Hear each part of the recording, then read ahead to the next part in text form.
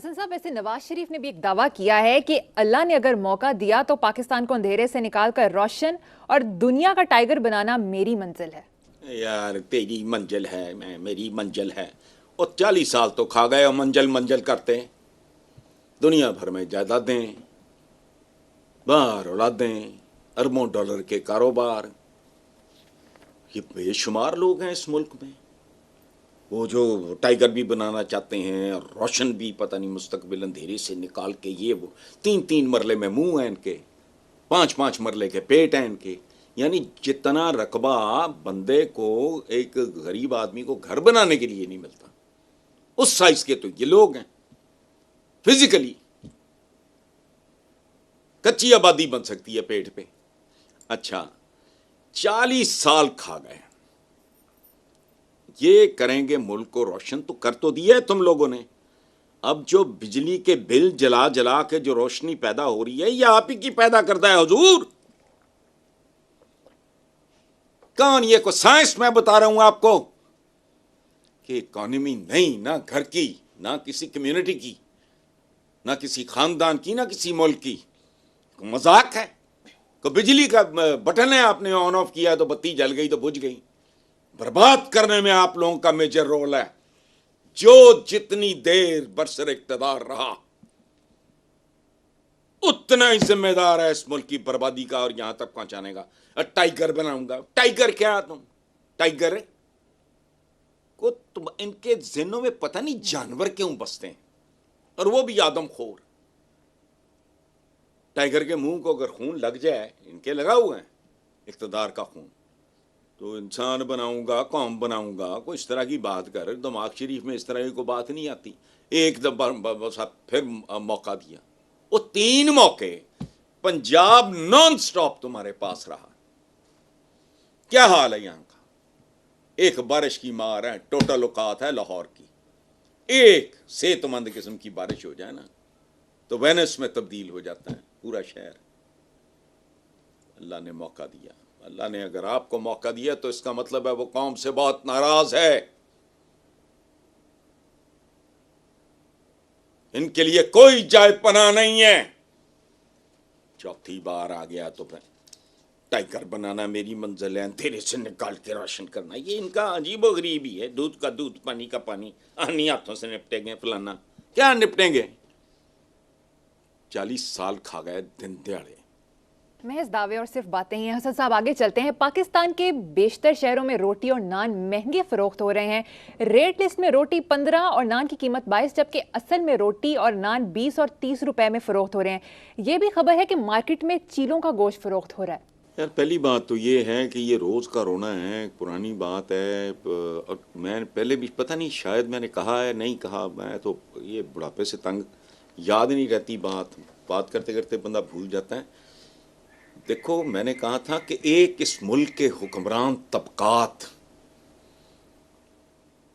ظالم ہیں، عوام دشمن ہیں۔ میری کتاب کا عنوان ہے آدم خور نظام کا نوحہ، اور وہ ان حالات سے پہلے کی ہے۔ وہ عوام دشمن ہے، اور مریم، اور یہ سنو غور سے، ہم عوام بھی عوام دشمن ہیں۔ ہم ایک دوسرے کے ہاتھوں بھی مارے جا رہے ہیں۔ جو آپ نے کہا نا کہ جی 15 کا نان ہے، 20 میں ہو رہا ہے، اور 22 کا ہے تو پتہ نہیں 30 میں فروخت ہو رہا ہے۔ دس از آور کیریکٹر، قومی کردار۔ چونکہ بد کردار لوگ ہماری قیادت کر رہے تھے، بد کردار ترین لوگ اس ملک کی قیادت کر رہے تھے، انہوں نے کیریکٹر بلڈنگ خاک کرنی تھی۔ ہم ایک دوسرے کے بھی دشمن ہیں، ہماری لیڈرشپ بھی ہماری دشمن ہے۔ اچھا اب رہ گیا یہ اچھی دلچسپ خبر ہے، بڑے دنوں کے بعد کوئی نئی قسم کی بات، ورنہ وہی جگہ بک پیپلز پارٹی تو پی ٹی آئی تو فلانا، وہ یہ نون لیگ پہ، یہ مجھے کراہت آنے لگی ہے۔ اب ایک نئی دلچسپ بات مجھے لگی ہے، میں نے بھی پڑھا ہے کہ چیلوں کا گوشت، اچھا چیلوں کے گوشت کی بجائے مریم، جس دن اس ملک میں مردار خور گدوں کا مردار خور، مردہ کھانے والے گدھ، ان کا گوشت فروخت ہوگا، وہ اصل یوم آزادی ہوگا. یہ یاد رکھنا. ایک فیصلہ کن مرحلہ آئے پھر خیر سے گزر جائے تو چیلوں کو مارو گولی.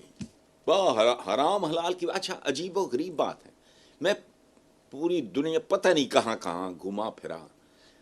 عجیب بات ہے، وہ جو اس کا گوشت ہم حرام کہتے ہیں وہ نہیں کھاتے مسلمان، باقی سارا حرام کام کر لیں گے. تو ایک دفعہ یہ بحث چل رہی تھی، most probably I was in England. تو میں نے کہا یار بات سنو، ہم لوگ ہیں بڑے سیانے، ہم حرام اور طرح کا حرام آرام سے کھا پی لیتے ہیں، کھا اور پی لیتے ہیں. یہ اس کا گوشت اس لیے نہیں کھاتے کہ گوشت کے متبادل کی ہزاروں قسمیں، سمندری خوراک نہیں ختم ہوتی، پھر فضائی خوراک ہے، پرندے اتنے، پھر گائے بھینس بکرا دمبا لیلا پتہ نہیں کیا کیا. ادھر نہیں حرام کھانا، دفتر میں بیٹھ کے کھانا ہے، قائد اعظم کی تصویر کے نیچے بیٹھ کے کھانا ہے. تو اس لیے چھوڑو یہ آٹا مہنگا ہو گیا روٹی، اور اس ملک کے نصیب میں لکھا ہوا ہے بھوک اور ننگ، اس ملک کے نصیب میں لکھی گئی ہے. میں بچہ تھا یار، پہلے بتایا آپ کو، روٹی ایک فلم تھی، نکال کے دیکھ لو اگر ملتی ہے. اکمل ہیرو تھا اس کا، جس سے پنجابی فلموں کا دلیپ کمار کہتے تھے روٹی دا سوال ہے جواب جدہ روٹی ہے. وہ یہ اس طرح کی تو موویز بنتی رہی ہیں. وہ ٹانگے والا خیر مانگے دا پتہ نہیں آئے گا جدوں ٹھڈ بھر کے پتہ نہیں بندہ کھائے گا، یہ مصرع ہے اس کا گانے کا. سدھیر اس فلم کا ہیرو ہے، جاؤ جا کے دیکھ لو. جالب کا 1000 دفعہ میں نے حوالہ دیا ہے، 20 روپئے من آٹا اس پر بھی ہے، یہ وہ وغیرہ وغیرہ. تو نہیں ملتی روٹی تو پہلی بار ہو رہا ہے. اب ذرا روٹی مختصر ہوتی جا رہی ہے زیادہ، ٹھیک ہے پریشر پڑتا جا رہا ہے، لیکن پہلے کب انہوں نے رج کی روٹی کھا دی. محاورے سنو اپنے، جس کے گھر دانے اس کے کملے بھی سیانے، جس کے گھر اناج اس کا کوتوالی راج. یہ کوئی 100 سال 150 سال 200 سال پرانے محاورے نہیں ہیں. بھوک ننگ ہمارا ورثہ ہے. اب آ گئے ہیں بجلیاں جلانے.